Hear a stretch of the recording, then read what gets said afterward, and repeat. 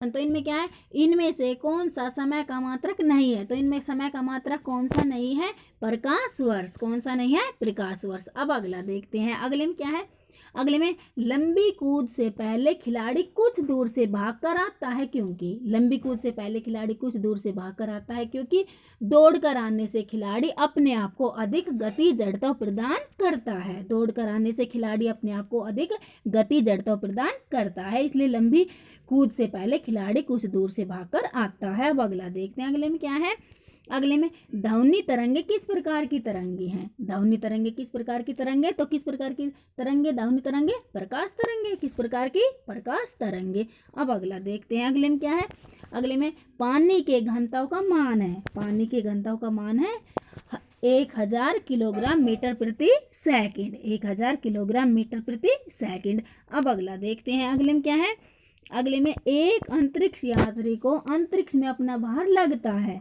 तो एक अंतरिक्ष यात्री को अंतरिक्ष में अपना भार कैसा लगता है? शून्य लगता है। अब अगला देखते हैं, अगले में क्या है, अगले में जब एक छड़ को विद्यालय की घंटी पर मारा जाता है तो हमें ध्वनि सुनाई देती है, क्योंकि जब एक छड़ को विद्यालय की घंटी पर मारा जाता है तो हमें ध्वनि सुनाई देती है, क्योंकि क्यों सुनाई देती है? क्योंकि घंटी से वायु के कणों में कंपन पैदा होती है और वे सिग्नल को हमारे कानों तक भेजती हैं। घंटी से वायु के कणों में कंपन पैदा होती है और वे सिग्नल को हमारे कानों तक पहुंचते हैं, इसलिए सुनाई देती है। यानी कि ये वाला आंसर इसमें सही हो जाएगा। अब अगला देखते हैं, अगले में क्या है, अगले में है चंद्रमा की विभिन्न कलाओं के घटित होने का कारण। चंद्रमा की विभिन्न कलाओं के घटित होने का क्या कारण है? तो क्या कारण है?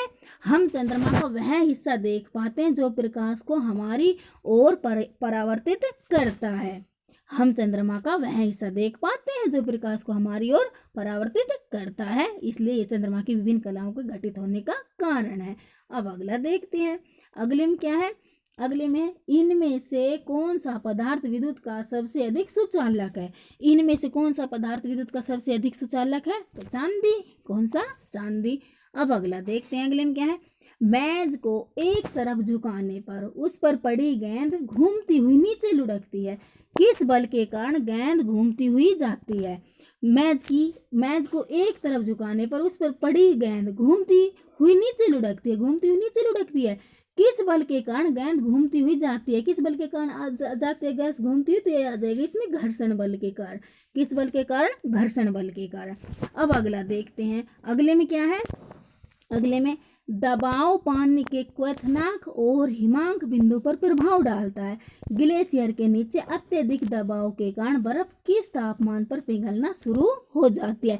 दबाव पानी के क्वथनांक और हिमांक बिंदु पर प्रभाव डालता है। ग्लेशियर के नीचे अत्यधिक दबाव के कारण बर्फ किस तापमान पर पिघलना शुरू हो जाती है? तो किस तापमान पर शुरू हो जाती है पिघलना? 0 डिग्री सेल्सियस पर। इसमें 0 डिग्री सेल्सियस आ जाएगा। अब अगला देखते हैं, अगले में क्या है, एक स्टेनलेस स्टील के चम्मच को चेहरे के पास रखने पर हम देखते हैं कि एक स्टेनलेस स्टील के चम्मच को चेहरे के पास रखने पर हम क्या देखते हैं? हम ये देखेंगे कि चम्मच के अंदर की तरफ सीधा प्रतिबिंब दिखाई देगा। चम्मच के अंदर की तरफ सीधा प्रतिबिंब दिखाई देगा। अब अगला देखते हैं, अगले में क्या है, निम्न में से कौन सा प्राकृतिक रेशा नहीं है? निम्न में से कौन सा प्राकृतिक रेशा नहीं है? तो प्राकृतिक रेशा कौन सा नहीं है?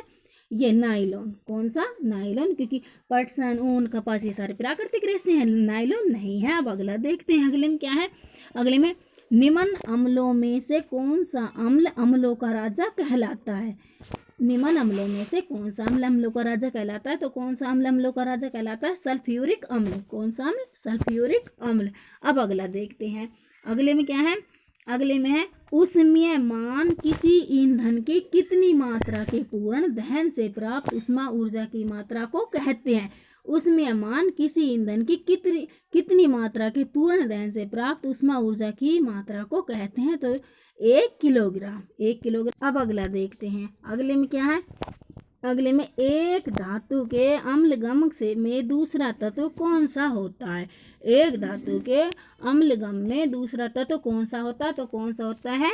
Hg।